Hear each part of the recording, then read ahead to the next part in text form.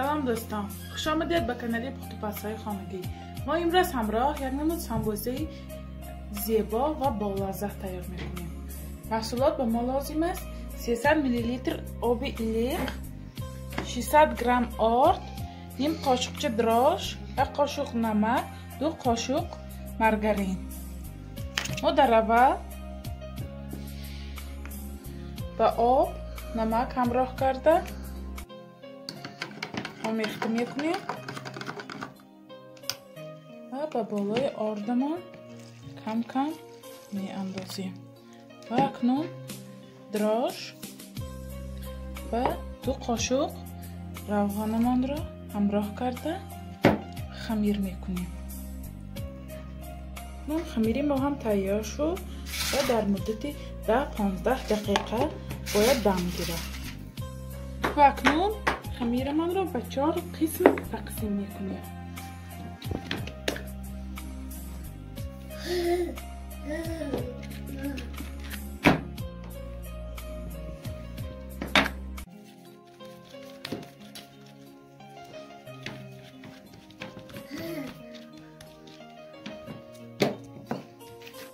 و اکنون بالای خمیرمان را سلفان میکنیم تا 5-10 مینوت دیگر دم گیرد. زباله های ما هم تیار شد. اکنون زباله ها را میکشاییم. با آرد 1 قاشق کرخمل همراه کرده میکشاییم که تا که زباله های ما خوشرو کشاده شود.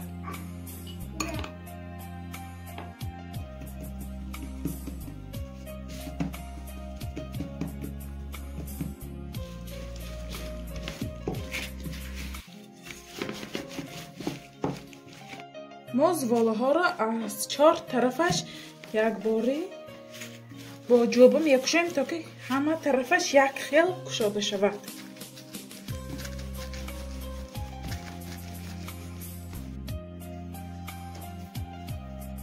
ما 4 تا زباله ها را کشادیم و اکنون روغن میکنیم.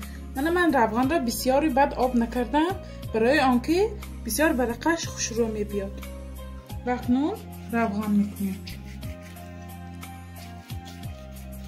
ما یکم قبطش را روغن کردیم. اکنون دویم قسمش را میپوشیم. ما با کرخمل کشادم زباله ها را تماما به یک دیگریش نمیچسبد.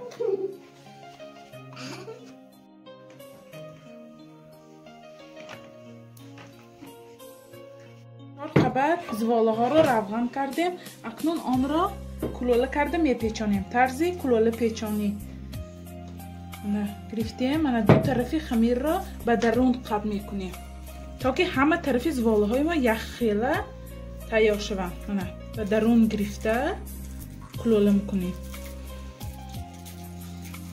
میبینید پالنی خمیر را به درون میگیریم کلوله کرده که همه طرفی خمیر ما یک خیل میشوند.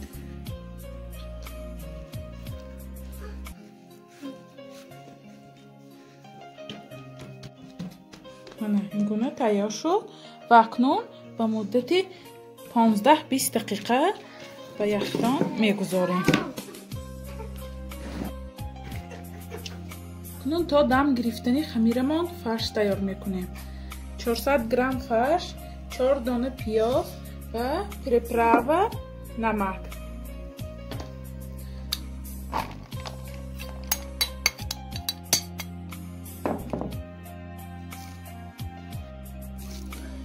فرش ما هم تیار شد. خمیر ما هم تیار شد. روغن شخ شد و اکنون آن را ما به یک خیل ریزه میکنیم.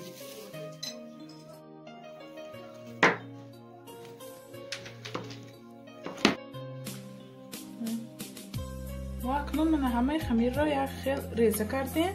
آن را میکشاییم. زباله ها را به آرد میکشاییم. بسیار خوشرو و رق میکنند. ما زباله چا را کشادیم. اکنون آن را میپیچانیم. گذاشته کلوله کرد میپیچانیم. بسیار سخت‌تر محکم کنید که تا که کشاده نشود.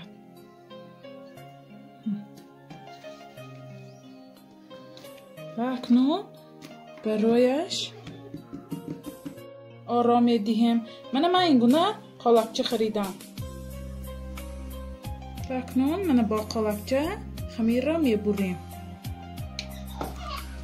و با بالای خمیرمان گذاشته محکم میکنیم. با کارت هم میشود لیکن بسیارتر وقت میگیرد. من قالبچه را از مغازه گالامارت با نرخ 129 روبل خریداری کردم. من این گونه سمبوسای ما تیار میشود. قالبچه بسیار خوشرو میبرد خمیر را. قالبچه با بسیار پیچنی ها و پیراک ها لازم است. این گونه میپیچونیم. خمیر ما از سبب برقیم بودنش بسیار خوشخورم میشد، غفص نمی بیاید. من سمبوسه ها را پیچانیدم و اکنون تخم میمالیم. باز هم زیبا شدنی سمبوسه من کنجد میپاشم و اکنون با مدت 35-40 دقیقه به حرارت 200-220 گرادوس به تفتان میگذاریم. من اکنون سمبوسه های ما هم تیار شد و درونی سمبوسه من رو ببینیم چه خیلی تیار شده است.